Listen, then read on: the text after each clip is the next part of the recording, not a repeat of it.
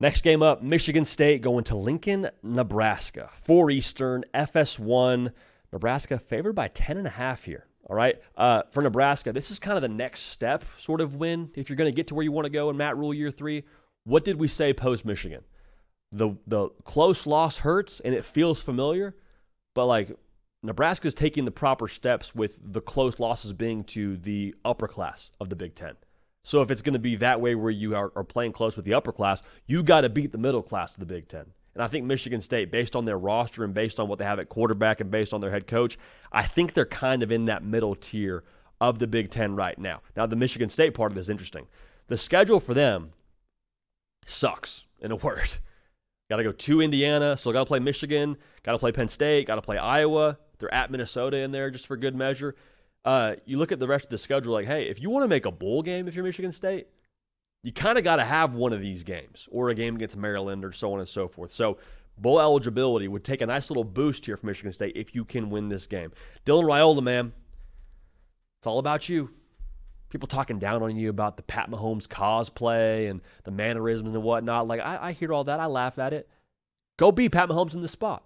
Because guess what, Nebraska, they are asking you every single weekend to be the reason why you win games. That's why you came to Nebraska, right? To be the reason. Nebraska is top in America when it comes to pass attempts per game, 41. Michigan State haven't been great throwing the football.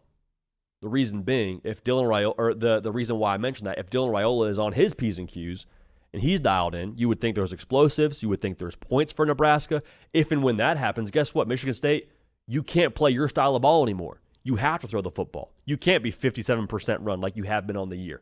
And then for Nebraska, guess what? You help your defense out quite a bit by doing that.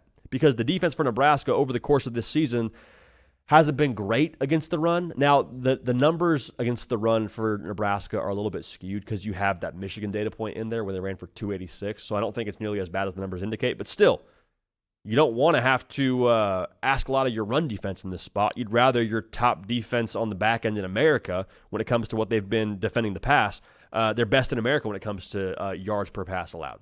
So if you force Michigan State out of their style and then you force your defense to play to their strengths, all that to me goes back to what can Dylan Raiola do for you in the pass game, especially early. Now, Michigan State, this is the game where I need Aiden Childs and his legs to be a factor here. Need it. He can scoot a little bit better than what his numbers have indicated, and Nebraska has had problems against mobile quarterbacks. Think about the Cincinnati game. Think about Bryce Underwood in Michigan.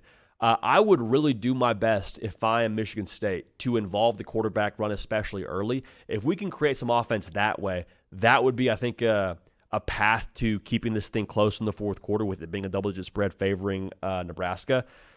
And I say all that, but I still go back to this. I think it's really an intangible spot for both sides here. Like, I don't know where the offense comes from for Michigan State.